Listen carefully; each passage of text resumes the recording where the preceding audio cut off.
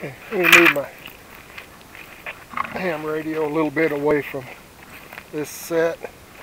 It's just kind of a curiosity set. But the main thing I wanted to show you this set was how I bed my traps in this kind of stuff. What I do here is just dig a rounded bowl-shaped hole and just set my trap in there, and it is bedded rock solid. Okay, now I use my duff. Usually I set this camera where possibly we can see what's going on here.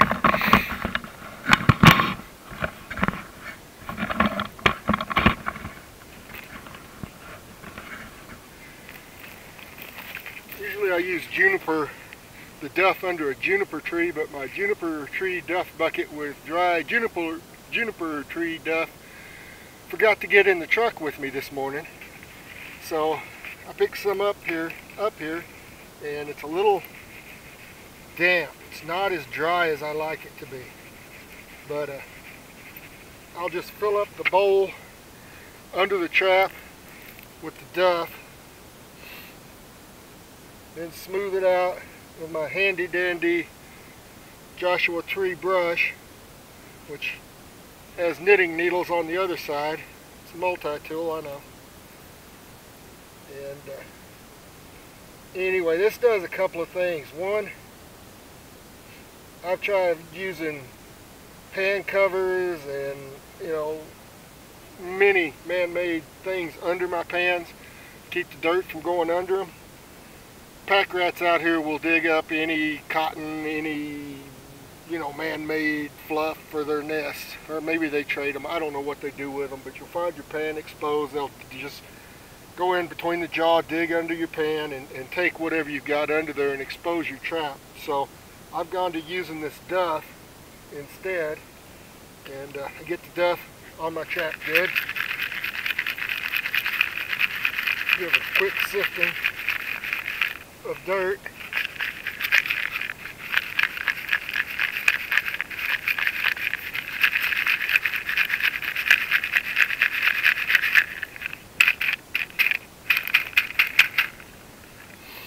Then again with my Joshua brush, I will lightly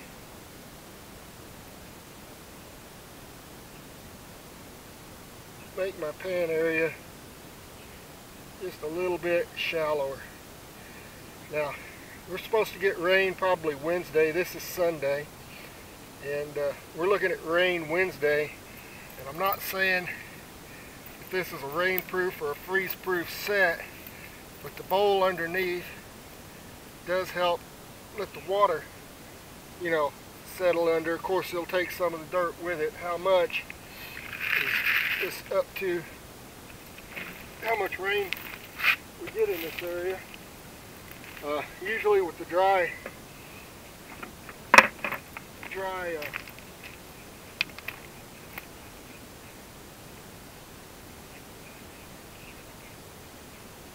conditions around here, I don't know if you can actually hear me now.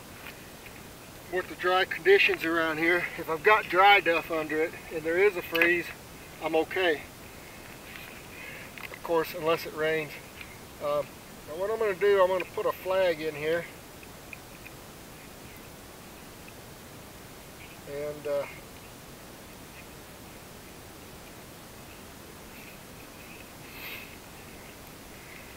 flagging is a little different.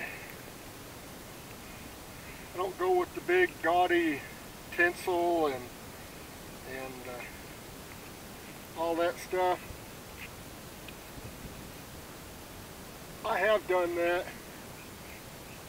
but what I don't like about the tinsel is that I set a bobcat set up on a hill above a valley, up on a cliff side, and when I got back down to the bottom,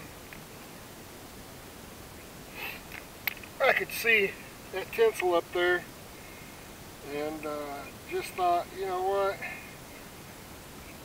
why should I give another trapper or just someone who's curious reason to go up there and find my trapper or find a catch. Now my spinner there is white on one side, textured, pretty much glossy black on the other side, and I left the paint can open so that the paint would thicken, so it's kind of textured also. It's got a little white showing.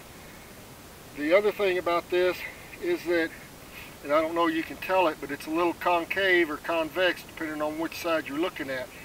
And that helps the wind blow it a little better. It's about 4x4, and snow, you get the black side is your contrast. Regular, like right now, you got the white for contrast, but as it blows you get both. And it's not directly over the trap. It's, I don't know if you can even tell this, just slightly closer to the tree than the trap is. And that's all I'm going to do at this set. No baiting, no lure, no nothing. And that's what it looks like. And this is in a little gully here.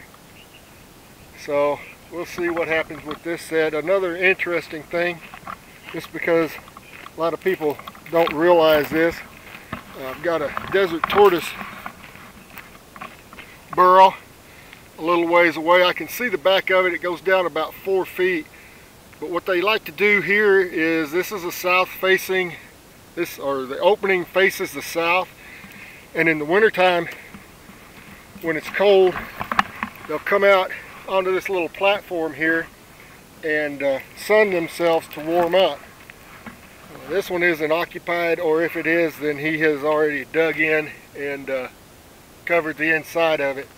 But you'll find these out in the desert quite a bit, and some people think, oh look, a badger hole or a you know, something else, rabbit hole, whatever. But when you see that shape and that little platform and it's facing south, you can usually figure that it's a desert tortoise.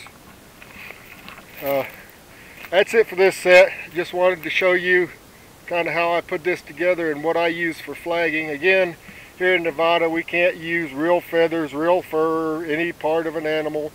So these work real well. And what that is an industrial window shade. They come in 4-foot lengths and I believe 6- and 8-foot lengths. And I just get them and cut them 4x4, paint one side and leave the other side, you know, the original white color.